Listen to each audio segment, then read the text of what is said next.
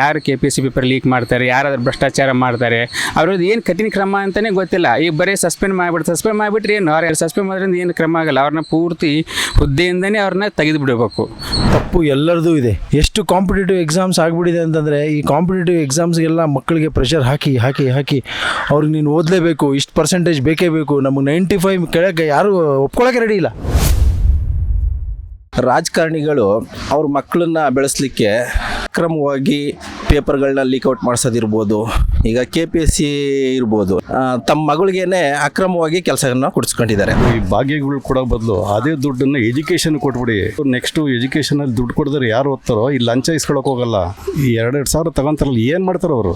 2,000 ತಗೊಂಡೋಗಿ ವಾರದಲ್ಲಿ ಚಿಕನ್ ತಗೊಂಬಂದು ಮಾಡ್ಕೊಂಡು ತಿನ್ಬಿಡ್ತಾರೆ. ನಮಸ್ಕಾರ ವೀಕ್ಷಕರೇ, ನೀವು ನೋಡ್ತಾ ಇದ್ದೀರಾ ಸ್ವಾರಸ್ಯ ನ್ಯೂಸ್ನ ನೋಡ್ತಾ ಇದ್ದೀರಾ. ನಾನು ಕರ್ಣ ಮಾತಾಡ್ತಿರೋದು. ಸೊ ಇವತ್ತಿನ ಸಮಾಜದಲ್ಲಿ ಪ್ರತಿಯೊಬ್ಬ ವಿದ್ಯಾರ್ಥಿಯು ಕೂಡ ತನ್ನದೇ ಆದ ಸಮಸ್ಯೆಗಳನ್ನು ಎದುರಿಸ್ತಾ ಇದ್ದಾರೆ. ಆ್ಯಂಡ್ ಅದರ ಜೊತೆಗೆ ನಮ್ಮ ರಾಜ್ಯ ಸರ್ಕಾರ ಆಗಿರ್ಬೋದು, ಕೇಂದ್ರ ಸರ್ಕಾರ ಆಗಿರ್ಬೋದು, ಇದಕ್ಕೆ ಅವರು ಕಣ್ಣು ತೆರೀತಾರ. ಆ್ಯಂಡ್ ಅದರ ಜೊತೆಗೆ ವಿದ್ಯಾರ್ಥಿಗಳ ಭವಿಷ್ಯವನ್ನು ತಮ್ಮ ನಿರ್ದಿಷ್ಟ ದೃಷ್ಟಿಯಲ್ಲಿ ಇಟ್ಟುಕೊಂಡು ವಿದ್ಯಾರ್ಥಿಗಳಿಗೆ ಯಾವುದಾದ್ರೂ ಸಹಕಾರ ನೀಡ್ತಾರ ಅಂತ ನೋಡೋಣ. ಆ್ಯಂಡ್ ಇವತ್ತು ನಾನು ಬಂದಿದ್ದೀನಿ, ಯೂನಿವರ್ಸಿಟಿಲಿದ್ದೀನಿ, ಬೆಂಗಳೂರು ಯೂನಿವರ್ಸಿಟಿಲಿದ್ದೀನಿ. ಇವತ್ತು ಜನಗಳನ್ನು ಪ್ರತಿಯೊಬ್ಬರನ್ನ ಕೇಳೋಣ, ಅವರವರ ಅಭಿಪ್ರಾಯಗಳು, ಅವರ ಒಂದು ದೃಷ್ಟಿಕೋನದಲ್ಲಿ ಕೇಂದ್ರ ಸರ್ಕಾರ ಮತ್ತು ರಾಜ್ಯ ಸರ್ಕಾರದ ನೀತಿ ನಡೆ ಹೇಗಿರುತ್ತೆ ಅಂತ ವಿಚಾರಿಸೋಣ ಬನ್ನಿ. ಇವತ್ತು ನಮ್ಮ ಜೊತೆ ಸಾರ್ವಜನಿಕರಿದ್ದಾರೆ, ಅವರ ಒಂದು ಅಭಿಪ್ರಾಯನ ಕೇಳೋಣ. ಇತ್ತೀಚಿನ ಬೆಳವಣಿಗೆ ನಾವಂತೂ ಜಾಸ್ತಿ ನೋಡ್ತಾ ಇದ್ದೀವಿ. ಸೊ ವಿದ್ಯಾರ್ಥಿಗಳು ತಮ್ಮ ಎಜುಕೇಷನ್ಗೋಸ್ಕರ ಆಗಿರ್ಬೋದು, ಅವರು ಎಷ್ಟೋ ವಿದ್ಯಾರ್ಥಿಗಳು ಬೆಂಗಳೂರಿಗೆ ಬಂದು, ಇಲ್ಲ ನಾವು ಧಾರವಾಡ ಅಂತ ಏನು ಕರಿತೀವಲ್ಲ, ಅಲ್ಲಿಗೆ ಹೋಗಿ ತಮ್ಮ ಖರ್ಚುಗಳನ್ನು ಮಾಡಿಕೊಂಡು ಸಾಲ ಮಾಡಿಕೊಂಡು ಸ್ಟಡಿ ಮಾಡ್ತಾ ಇದ್ದಾರೆ. ಸೊ ಅಂಥ ಸಂದರ್ಭದಲ್ಲಿ ಈ ನೀಟ್ ಅಕ್ರಮ ಅಂತ ನಡೆಯುವಂಥದ್ದು ಆದಾಗ ವಿದ್ಯಾರ್ಥಿಗಳಿಗೆ ಎಷ್ಟು ಅನಾನುಕೂಲ ಆಗುತ್ತೆ? ಇದರಿಂದ ಎಲ್ರಿಗೂ ಅನುಕೂಲ ಆಗೇ ಆಗುತ್ತೆ ಆ್ಯಕ್ಚುಲಿ. ಯಾಕಂದರೆ ಅವರು ಬೇರೆ ಸ್ಟೇಟಿಂದ ಬಂದಿರ್ತಾರೆ, ಆ್ಯಕ್ಚುಲಿ ರಾಜ್ಯದಿಂದ ಬೇರೆ ಬೇರೆ ಊರಿಂದ ಬಂದಿರ್ತಾರೆ. ಸೊ ಅವ್ರಿಗೂ ಸೌಲಭ್ಯ ಸಿಗಲ್ಲ. ಸೊ ಅದರಿಂದ ಆ್ಯಕ್ಚುಲಿ ಇದನ್ನ ಪರಿಶೀಲನೆ ಮಾಡಬೇಕಾಗುತ್ತೆ ಆ್ಯಕ್ಚುಲಿ. ಸೊ ಇವಾಗ ನೀವು ಪ್ರತಿ ನೋಡ್ತಾ ಇದ್ರೆ ಸಮಾಜದಲ್ಲಿ ಕೆಲವೊಂದು ಅಹಿತಕರ ಘಟನೆಗಳಾಗಿರ್ಬೋದು, ಇಲ್ಲ ವಿದ್ಯಾರ್ಥಿಗಳಿಗೆ ಸಂಬಂಧಪಟ್ಟಂಗಾಗಿರ್ಬೋದು, ಈ ಥರದ ಸಮಸ್ಯೆಗಳೆಲ್ಲ ನಡೀತಾ ಇದೆ. ಓಕೆನಾ? ಇವಾಗ ನಿಮಗೇನು ಅನಿಸುತ್ತೆ? ಇಲ್ಲ ವಿದ್ಯಾರ್ಥಿಗಳ ತಪ್ಪ, ಇಲ್ಲ ಪೋಷಕರ ತಪ್ಪ, ಇಲ್ಲಾಂದ್ರೆ ರಾಜಕಾರಣಿಗಳ ತಪ್ಪ, ಇಲ್ಲ ಸಮಾಜದ ತಪ್ಪ? ತಪ್ಪು ಎಲ್ಲರದು ಇದೆ.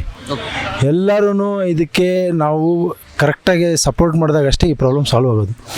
ಒಂದು ಮಕ್ಕಳಿಗೆ ಬೆಳೆಸೋವಾಗ ತಂದೆ ತಾಯಿ ಇದ್ದೂ ತಪ್ಪಿದೆ.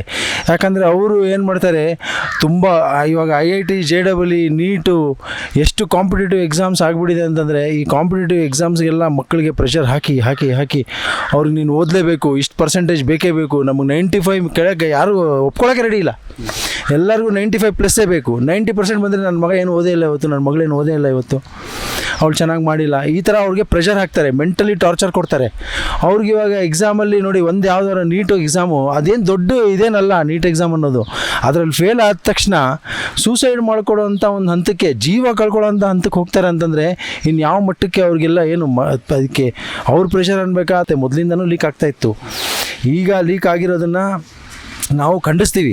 ಸರ್ಕಾರದ್ದು ಅದನ್ನು ಕರೆಕ್ಟಾಗಿ ಕ್ರಮ ತಗೊಂಡು ಅದನ್ನು ಒಂದು ಹದ್ದುಬಸ್ತಲ್ಲಿ ತಗೊಂಡ್ಬರಬೇಕು, ಅದು ಅವ್ರದ್ದು ಕರ್ತವ್ಯ ಇದೆ. ಅದೇ ಸರ್, ನಿಮ್ಮ ಪ್ರಕಾರ ಏನು ಅನಿಸುತ್ತೆ ಸರ್? ಓಕೆನಾ?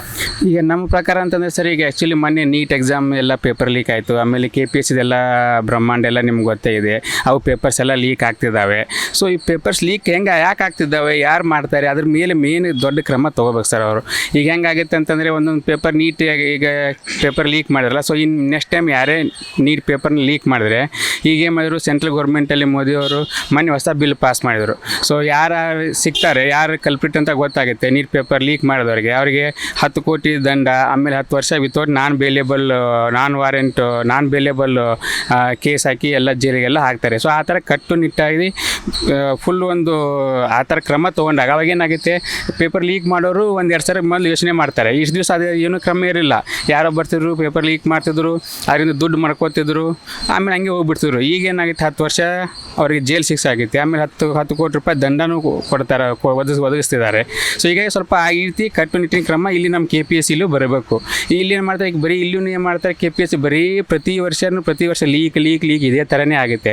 ಸೊ ಅದೇ ರೀತಿ ಅದಕ್ಕೆ ಯಾರು ರೆಸ್ಪಾನ್ಸಿಬಲ್ಲು? ಪೇಪರ್ ಲೀಕ್ ಆಗಿಬಿಟ್ರೆ, ಈಗ ನಿಷ್ಠಾವಂತ ಹುಡುಗರು ಇರ್ತಾರೆ, ಪಾಪ ಎಲ್ಲ ಕಷ್ಟಪಟ್ಟು ಓದಿರ್ತಾರೆ ರಾತ್ರಿ ಹಗಲು ಎಲ್ಲ, ಆಮೇಲೆ ಡಿಗ್ರಿ ಮುಗಿದ ಮೇಲೆ ಜಾಬ್ಗೆ ಹೋಗಲ್ಲ ಅವರು. KPSCನ ಮಾಡಬೇಕು, ಒಂದು ಒಳ್ಳೆ ಅಡ್ಮಿನಿಸ್ಟ್ರೇಟಿವ್ ಸರ್ವಿಸಲ್ಲಿ ನಾವು ಹೋಗಬೇಕು, ಒಂದು ಸಿವಿಲ್ ಸರ್ವಿಸ್ ಚೆನ್ನಾಗಿ ಮಾಡಬೇಕು ಮಾಡಬೇಕು ಅಂತ ಎಷ್ಟೋ ಜನ ಕನಸು ಕಟ್ಕೊಂಡು ಬಂದಿರ್ತಾರೆ. ಸೊ ಅವರೆಲ್ಲ ಹಾಗಾದ್ರೆ ಈ ಘಟನೆ ನಂತರ ನಿಮಗೆ ಅನ್ನಿಸ್ತಾ ಇದೆಯಾ ರಾಜ್ಯ ಸರ್ಕಾರ ಅಥವಾ ಕೇಂದ್ರ ಸರ್ಕಾರ ಮುಂದಿನ ದಿನಗಳಲ್ಲಿ ಸರಿಯಾದ ಕಟ್ಟುನಿಟ್ಟ ಕ್ರಮವನ್ನ ತೆಗೆದುಕೊಳ್ಳುತ್ತೆ ಅಂತ? ಏನು ಆ ಥರ ಏನೂ ಅವ್ರದ್ದು ಇನ್ನೂ ಬಂದಿಲ್ಲ. ಯಾರು ಕಾಂಗ್ರೆಸ್ ಸರ್ಕಾರದಿಂದ ಈಗ ಕರ್ನಾಟಕ ಸರ್ಕಾರದಿಂದ ಯಾವುದೇ ಆ ರೀತಿ ಈಗ ನೋಡಿ ಯಾವ ಥರ ಬಿಲ್ ಪಾಸ್ ಮಾಡಿದೆ ಸೆಂಟ್ರಲ್ ಗೌರ್ಮೆಂಟ್, ಅದೇ ಥರ KPSCನಲ್ಲಿ ಅಕಸ್ಮಾತ್ ಈ ಪೇಪರ್ ಲೀಕ್ ಆದರೆ ಏನು ಮಾಡ್ತಾರೆ ಇವರು? ಆ ಪೇಪರ್ ಲೀಕ್ ಆದವ್ರ ಮೇಲೆ ಏನು ಕ್ರಮ ತೊಗೋತಾರೆ?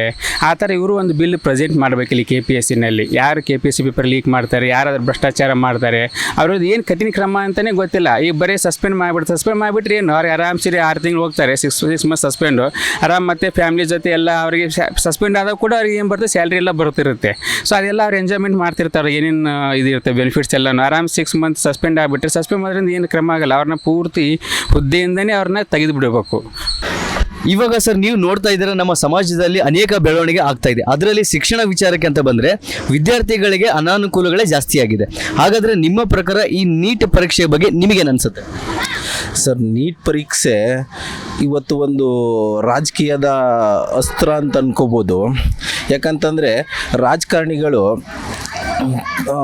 ತಮ್ಮ ರಿಲೇಷನ್ಸ್ಗಳಿಗಿರ್ಬೋದು ಅಥವಾ ತಮ್ಮ ಆಪ್ತರಿಗಿರ್ಬೋದು ಅವ್ರ ಮಕ್ಕಳನ್ನ ಬೆಳೆಸಲಿಕ್ಕೆ ಅವರ ಮಕ್ಕಳನ್ನ ಅಕ್ರಮವಾಗಿ ಪೇಪರ್ಗಳನ್ನ ಲೀಕ್ಔಟ್ ಮಾಡಿಸೋದಿರ್ಬೋದು. ಈಗ KPSC ಇರ್ಬೋದು, ನಮ್ಮ ಕರ್ನಾಟಕದಲ್ಲಿ KPSC ಅಧ್ಯಕ್ಷರಾಗಿರ್ತಕ್ಕಂಥ ಸಾವುಕಾರು ಇವ್ರು ಬರ್ತಾರಲ್ಲ, ಅವ್ರ ಹೆಸರು, ಅವರು ತಮ್ಮ ಮಗಳಿಗೇನೆ ಅಕ್ರಮವಾಗಿ ಕೆಲಸವನ್ನು ಕೊಡಿಸ್ಕೊಂಡಿದ್ದಾರೆ. ಹಾಗಾದರೆ ಈ ರಾಜಕೀಯ ಬೆಳವಣಿಗೆಯಲ್ಲಿ ಬಡ ವಿದ್ಯಾರ್ಥಿಗಳಿಗೆ ಏನಾದರೂ ಮೋಸ ಆಗ್ತಾ ಇದೆಯಾ? ಖಂಡಿತ ಮೋಸ ಆಗ್ತಾ ಇದೆ ಸರ್. ಬಡ ವಿದ್ಯಾರ್ಥಿಗಳಿಗೆ ಮೋಸ ಆಗ್ತಾ ಇದೆ ಅಂತಲೇ ನಾನು ಹೇಳ್ತಾ ಇರೋದು. ಯಾಕಂತಂದರೆ ಈಗ ನೀಟ್ ಎಕ್ಸಾಮ್ ಬರೀಬೇಕಂತಂದರೆ ಒಂದು ತುಂಬ ಬಡ ಹುಡುಗ ನಿಜವಾಗ್ಲೂ ಕೂಲಿ ಮಾಡ್ಕೊಂಡು ಮಾಡ್ತಾ ಇರ್ತಕ್ಕಂಥ ಮನೆತನದಲ್ಲಿ ಆಗ್ತಾನೇ ಇಲ್ಲ. ತುಂಬ ಕೂಲಿ ಮಾಡ್ಕೊಳ್ತಕ್ಕಂಥ ಮಕ್ಕಳು ಓದಿದ್ರೂ ಎಲ್ಲೋ ಇವ್ರನ್ನ ನೋಟ್ಸ್ ಇಸ್ಕೊಂಡು ಓದ್ತಾರೆ ಅಂತಂತಂದ್ರೂ ಅವ್ರಿಗೆ ಅವಕಾಶಗಳೇ ಸಿಗ್ತಾ ಇಲ್ಲ. ಯಾಕಂತಂತಂದರೆ ಅವ್ರ ಜೊತೆ ಕಾಂಪೀಟ್ ಮಾಡೋದು ಕಷ್ಟ ಇದೆ. ಈ ಕೋಚಿಂಗ್ ಕಳಿಸ್ತಾರಲ್ಲ, ಅವ್ರ ಜೊತೆ ಕಾಂಪೀಟ್ ಮಾಡೋದು ಕಷ್ಟ ಇದೆ. ಅಂಥ ಕಷ್ಟಗಳಲ್ಲೂ ಓದಿದ್ರೂ ಇವರು ಮಿಡ್ಲ್ ಕ್ಲಾಸ್ ಮತ್ತು ತುಂಬ ಬಡ ಹುಡುಗರಿಗೆ ತುಂಬ ಅನ್ಯಾಯ ಆಗ್ತಾ ಇದೆ. ಸರ್, ಇವಾಗ ನೀವು ನೋಡ್ತಾ ಇದ್ದೀರಾ ಇತ್ತೀಚಿನ ದಿನಗಳಲ್ಲಿ ನೀಟ್ ಪರೀಕ್ಷೆ ಬೆಳವಣಿಗೆ ನಿಮಗೆ ಹೆಂಗೆ ಅನಿಸುತ್ತೆ? ಸರ್, ನೀಟ್ ಒಂದು ಮೆಡಿಕಲ್ ಎಕ್ಸಾಮ್ ಆಗಿರೋ ಕಾರಣ ಇದು ತುಂಬ ಮಹತ್ವ ಇದಾಗುತ್ತೆ ಸರ್. ನಾನು ಕೂಡ ನೀಟ್ ಎಕ್ಸಾಮ್ ಬರೆದಿದ್ದೆ. ಏನು ಪೇಪರ್ ಲೀಕ್ ಆಯಿತು, ಅದೊಂದು ಆರ್ಡಿನರಿ ನ್ಯೂಸ್ ಆಗಿಬಿಡ್ಬೋದಾಗಿತ್ತು ಸರ್. ಎಲ್ಲಿವರೆಗೂ ಅಂದರೆ ಸೋನಮ್ ವಾಂಗ್ಚುಕ್ ಅವರು ಸತ್ಯಾಗ್ರಹ ಮಾಡದೆ ಇದ್ದಾಗ, ಮೀನ್ಸ್ ಅವರು ಸತ್ಯಾಗ್ರಹ ಮಾಡಿಬಿಟ್ಟು ಅದಕ್ಕೊಂದು ಸಿವಿಯಾರಿಟಿ ತಿಳಿದು ಸರ್. ಅಂದರೆ ನೀಟ್ ಎಕ್ಸಾಮ್ ಹೆಂಗೆ ಎಷ್ಟೊಂದು ಇದಾಗಿದೆ ಅಂತ ಸರ್. ಇಲ್ಲಾಂದಿದ್ರೆ ಅದು ಒಂದು ಡೈಲಿ ನ್ಯೂಸ್ ಥರ ಒಂದು ನ್ಯೂಸ್ ಆಗಿಬಿಟ್ಟಿರೋದು. ಆಮೇಲೆ ಸೀರಿಯಸ್ ಸೆಕ್ಷನ್ ಏನು ಆಗದೇನೂ ಇರ್ಬೋದಿತ್ತು ಸರ್. ಬಟ್ ಯಾವಾಗ ಅದ್ರದ್ದು ಸಿವಿಯಾರಿಟಿ ಗೊತ್ತಾಯಿತು, ಯಾವಾಗ ಅವರು ಸತ್ಯಾಗ್ರಹ ಮಾಡಿದ್ರು, ನ್ಯಾಷನಲ್ ನ್ಯೂಸ್ ಆಯಿತು, ಅದಾದಮೇಲೆ ಅದ್ರದ್ದು ಸಿವಿಯಾರಿಟಿ ಎಲ್ಲ ಜನರಿಗೂ ತಿಳಿತು ಸರ್. ನನ್ನ ಪಾಯಿಂಟ್ ಏನಂದರೆ, ಇಲ್ಲಿ ಸೋನಮ್ ವಾಂಗ್ಚುಕ್ ಅವರು ಸತ್ಯಾಗ್ರಹ ಮಾಡೋ ಪಾಯಿಂಟ್ ಅಲ್ಲ ಸರ್. ಬಟ್ ಅವ್ರು ಹಂಗೆ ಮಾಡ್ದೇನೂ ನೀಟ್ ಅದೇನೋ ಲೀಕ್ ಆಯ್ತಲ್ಲ ಪೇಪರು, ಅದರದ್ದು ಅಂದರೆ ಆ್ಯಕ್ಷನ್ಸ್ ಆವಾಗಲೇ ಇಮಿಡಿಯೇಟ್ ತೊಗೋಬೇಕಂತ ಸರ್. ಅಂದರೆ ಅದು ಸತ್ಯಾಗ್ರಹ ಮಾಡ್ದೇನೆ ನಮಗೆ ಅಂದರೆ ಸ್ಟೂಡೆಂಟ್ಸ್ಗೆ ನ್ಯಾಯ ದೊರಕಬೇಕು ಅಂತ. ಇವಾಗ ನಾವೇನಾದರೂ ನಮ್ಮ ಹಕ್ಕುಗಳನ್ನು ನಾವು ತಗೋಬೇಕು ಅಂತ ಹೇಳಿದ್ರೆ ಹೋರಾಟ ಅನ್ನೋದು ತುಂಬ ಮುಖ್ಯವಾಗಿದೆ. ಹಾಗಾದರೆ ರಾಜಕಾರಣಿಗಳು ಇರೋದೇನಕ್ಕೆ? ವಿದ್ಯಾರ್ಥಿಗಳ ಒಂದು ಭವಿಷ್ಯಕ್ಕೋ ಇಲ್ಲಾಂದರೆ ತಮ್ಮ ಒಂದು ಬೇಳನ ಬೇಯಿಸ್ಕೊಳ್ಳೋದಕ್ಕೋ? ನಿಮಗೇನಾದರೂ ಅನಿಸಿದ್ರೆ ಕಾಮೆಂಟ್ ಬಾಕ್ಸಲ್ಲಿ ಕಾಮೆಂಟ್ ಮಾಡಿ. ಪ್ರಸ್ತುತ ದಿನಗಳಲ್ಲಿ ನೀಟ್ ಪರೀಕ್ಷೆ ಅನ್ನೋದು ಒಂದು ಅಕ್ರಮ ಆಗ್ತಾ ಇದೆ, ಇದಕ್ಕೆ ನಿಮ್ಮ ಅಭಿಪ್ರಾಯ ಏನನ್ಸುತ್ತೆ? ಸಿಸ್ಟಮೆಟಿಕ್ ಚೇಂಜ್ ಮಾಡಬೇಕು, ಎಜುಕೇಷನ್ ಸಿಸ್ಟಮ್ ಚೇಂಜ್ ಮಾಡಬೇಕು. ಮೇಯ್ನ್ ಕುಲಪತಿಗಳು ಏನಿರ್ತಾರೋ ಅವರು ಕ್ಲೀನಾಗಿ ಪೇಪರ್ಸ್ನ ಯಾವ ಥರ ಇದು ಮಾಡಿ ಲೀಕ್ಔಟ್ ಆಗ್ದಂಗೆ ಅಟ್ಲೀಸ್ಟ್ ಒಂದು ಕಂಫರ್ಟಾಗಿ ಪ್ಲೇಸ್ ಮಾಡಬೇಕು. ಹಾಗಾದರೆ ರಾಜಕಾರಣ ಬದಲಾದರೆ ವ್ಯವಸ್ಥೆ ಬದಲಾಗುತ್ತೆ ಅಂತ ಅಭಿಪ್ರಾಯ?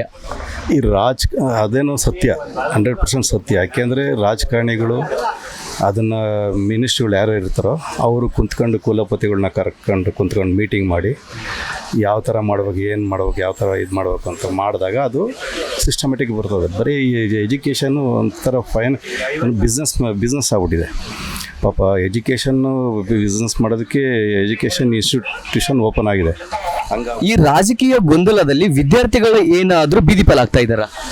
100%. ಏನಕ್ಕೆ ಅಂದರೆ ಈಗ ಎಜುಕೇಷನ್ ನೀವು ಫಾರ್ ಎಕ್ಸಾಂಪಲ್ ಬೇಸಿಕ್ಕು LKGಯಿಂದನೇ ತೊಗೊಳ್ಳಿ. ಒಂದು LKGಗೆ ವರ್ಷಕ್ಕೆ 1.5 ಲಕ್ಷ ಫೀಸ್ ತಗೊಳ್ತಾರೆ. ಪಾಪ ಏನು ಹೇಳ್ಕೊಡ್ತಾರೆ ಅಲ್ವಾ? ಹಾಗಾದರೆ ಕಷ್ಟಪಟ್ಟು ಓದುವಂಥ ವಿದ್ಯಾರ್ಥಿಗಳಿಗೆ ನಿಮ್ಮ ಏನು ಹೇಳ್ತೀರಾ ನೀವು ವಿದ್ಯಾರ್ಥಿಗಳಿಗೆ? ಆ್ಯಕ್ಚುಲಾಗಿ ಎಜುಕೇಷನ್ ಇವಾಗ ಓನ್ಲಿ ನಾಲೆಡ್ಜ್ ಅಷ್ಟೇ. ಓದೋದಕ್ಕಾಗಲಿ ಏನೋದಕ್ಕಾಗಲಿ ಪರ್ಸೆಂಟೇಜಕ್ಕೆ ಏನೂ ಇಲ್ಲ. ಓನ್ಲಿ ನಾಲೆಡ್ಜ್ಗೋಸ್ಕರ ಎಜುಕೇಷನ್ ಓದಬೇಕು ಅಷ್ಟೇ. ಆಮೇಲೆ ಎಲ್ಲಾದರೂ ನಮ್ಮದು ಸರ್ಟಿಫಿಕೇಟ್ಗೋಸ್ಕರ ಎಜುಕೇಷನ್ಗೆ ಹೋಗ್ಬೇಕು. ಸರ್ಟಿಫಿಕೇಟ್ ಒಂಥರ ದಂಧೆ ಆಗ್ಬಿಟ್ಟಿದೆ ಈಗ. ಪಾಪ ನಿಯತ್ತಾಗಿ ಓದೋರಿಗೆ ಬೆಲೆನೇ ಇಲ್ಲ. ಆ್ಯಕ್ಚುಲಿ ಗೌರ್ಮೆಂಟ್ ಸ್ಕೂಲಲ್ಲಿ ಓದೋ ಹುಡುಗರಿಗೆ ಇನ್ನೂ ಬೆಲೆ ಇಲ್ಲ. ಏನಾಗಿದೆ, ಗೌರ್ಮೆಂಟ್ ಸ್ಕೂಲ್ನ ಪ್ರೈವೇಟ್ ಅವರು ಪರ್ಚೇಸ್ ಮಾಡಬೇಕು. ಆ್ಯಕ್ಚುಲಾಗಿ ಈ ಸಿಸ್ಟಮೆಟಿಕ್ ಹೆಂಗೆ ಅಂದರೆ, ಈಗ ಪ್ರೈವೇಟ್ ಸ್ಕೂಲಲ್ಲಿ ಒಂದು ಸ್ಟೂಡೆಂಟ್ಗೆ ಪಾಪ ಫಾರ್ ಎಕ್ಸಾಂಪಲ್ಲು ಒಂದು 7th ಸ್ಟ್ಯಾಂಡರ್ಡ್ ಅಂದ್ಕೊಳ್ಳಿ, ಮಿನಿಮಮ್ ಅವ್ರಿಗೆ 2.5 ಲಕ್ಷ ಫೀಸ್ ತಗೊಳ್ತಾರೆ. ಅದನ್ನೇ ಗೌರ್ಮೆಂಟ್ ಸ್ಕೂಲಲ್ಲಿ 250 ರೂಪಾಯಿ ಫೀಸ್ ಅಷ್ಟೇ ತಿಂಗಳಿಗೆ, ಅಂದರೆ 2,500 ರೂಪಾಯಿ. ಅದು ತಗೊಳ್ತಾರೋ ಏನೋ ಗೊತ್ತಿಲ್ಲ. ಅದನ್ನು ಅಡ್ಯಾಪ್ಟ್ ಮಾಡ್ಕೊಳ್ಬೇಕು. ಏನೇ ಮಾಡಿದ್ರು ಈಗ ಒಂದು ಸಿಸ್ಟಮೆಟಿಕ್ ತಂದುಬಿಡ್ಬೇಕು. ಗೌರ್ಮೆಂಟ್ ಸ್ಕೂಲ್ ಆಗಲಿ ಪ್ರೈವೇಟ್ ಸ್ಕೂಲ್ ಆಗಲಿ ಒಂದು ಸಿಸ್ಟಮ್ಯಾಟಿಕಾಗಿ ಫೀಸ್ ಮಾಡಬೇಕು. ಫಸ್ಟ್ ಸ್ಟ್ಯಾಂಡರ್ಡಿಂದ ಸೆಕೆಂಡ್ ಸ್ಟ್ಯಾಂಡರ್ಡಿಂದ ಥರ್ಡ್ ಸ್ಟ್ಯಾಂಡರ್ಡ್ ಒಂದೇ ಮಾಡಬೇಕು. ಈಗೇನೋ ಇದು ಅರ್ಧ ಕೊಡ್ತಿದ್ರಲ್ಲ ಮುಂಚೆ, ಅವ್ರಿಗೆ ಹಿಂದುಳಿದವ್ರಿಗೆ ಸೀಟ್ ಕೊಡಬೇಕು ಹಂಗೆ ಅಂತ. ಬೇಡ, ಎಜುಕೇಷನ್ನ ಫ್ರೀ ಮಾಡಿಬಿಡಿ. ನೀವು ಈ ಭಾಗ್ಯಗಳು ಕೊಡೋ ಬದಲು ಅದೇ ದುಡ್ಡನ್ನು ಎಜುಕೇಷನ್ ಕೊಟ್ಬಿಡಿ. ನಿಮ್ಮ ಯಾರು ನೆಕ್ಸ್ಟು ಎಜುಕೇಷನಲ್ಲಿ ದುಡ್ಡು ಕೊಡಿದ್ರೆ ಯಾರು ಓದ್ತಾರೋ ಇಲ್ಲಿ ಲಂಚ ಇಸ್ಕೊಳಕ್ಕೆ ಹೋಗಲ್ಲ. ಗೌರ್ಮೆಂಟ್ ಸ್ಕೂಲಲ್ಲಿ ಗೌರ್ಮೆಂಟ್ ಎಂಪ್ಲಾಯೀಸಲ್ಲಿ ಲಂಚ ಇಸ್ಕೊಳಕ್ಕೆ ಹೋಗಲ್ಲ. ಎಜುಕೇಷನ್ ಫ್ರೀ ಮಾಡಿ ಫಸ್ಟು. ಎಜುಕೇಷನ್ ಲೋ ಲೆವೆಲಿಂದ ಫ್ರೀ ಮಾಡಿದ್ರೆ ನೀವು ಭಾಗ್ಯಗಳು 5 ಭಾಗ್ಯ ಕೊಡ್ತಿರಲ್ಲಪ್ಪ. 2 ವರ್ಷ ಎಷ್ಟು 3,000 ಕೋಟಿನ ನಾಳೆ ಬೆಳಗ್ಗೆನೋ ಕೊಡ್ತಾಯಿದ್ದಾರೆ. 3,000 ಕೋಟಿ ಏನು ಕೊಡ್ತೀರಾ? ಹೋಗಲಿ, ಯಾರು ಹೋಗಿದೆ ಆ ದುಡ್ಡು? ಹೋಗಲಿ, ಅದನ್ನೇ ಅಥೆಂಟಿಕ್ಕಾಗಿ ಏನೋ ಇದೆಯಾ? ಸೊ ಹಾಗಾದರೆ ಗೌರ್ಮೆಂಟ್ ಕಡೆಯಿಂದ ಬರುವಂಥ ಸ್ಕೀಮ್ಗಳಿಗೆ ನಿಮಗೆ ಮನಸ್ತಾಪ ಇದೆ? ಮನಸ್ತಾಪ ಅಂತಂದರೆ ಹೋಗ್ಲಿ, ಬಡವ್ರಿಗೆ ಏನು ಮಾಡಿದ್ದಾರೆ? ಈ 2,000 ತಗೊತಾರಲ್ಲ, ಏನು ಮಾಡ್ತಾರೆ ಅವರು? ಅದರಲ್ಲಿ ಎಲ್ಲೋ 1% 0.1% ಏನೋ ಮಕ್ಳುಗಳಿಗೆ ಬಿಟ್ಬಿಟ್ರೆ 2,000 ತಗೊಂಡೋಗಿ ವಾರದಲ್ಲಿ ಚಿಕನ್ ತಗೊಂಬಂದು ಮಾಡ್ಕೊಂಡು ತಿನ್ಬಿಡ್ತಾರೆ.